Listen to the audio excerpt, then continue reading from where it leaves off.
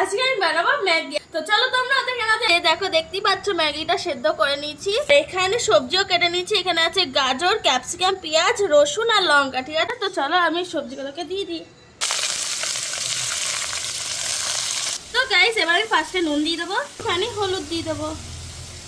নিয়ে এবার এটাকে আমি ভালো করে মিক্স করে নেবো। তারপরে কিছুক্ষণ পর নিয়ে আমি মশলাগুলো দেবো। দিয়ে দেবো লঙ্কার গুঁড়ো। এবার আমি একটুখানি টমেটো কেচাপ সস দিয়ে দেবো, তাহলে খেতে ভালো লাগবে বেশি। ব্যাস আর দেবো না।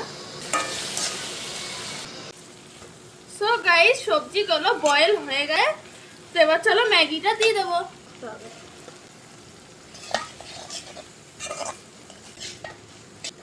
ঠিক আছে, আর এটা হচ্ছে ফাইনাল লুক। আর তোমাদের যদি ভালো লাগে তাহলে ভিডিওটাকে লাইক করবে আর কমেন্টেও বলবে কার কার খেতে ইচ্ছে করছে। ঠিক আছে, তো বাই বাই।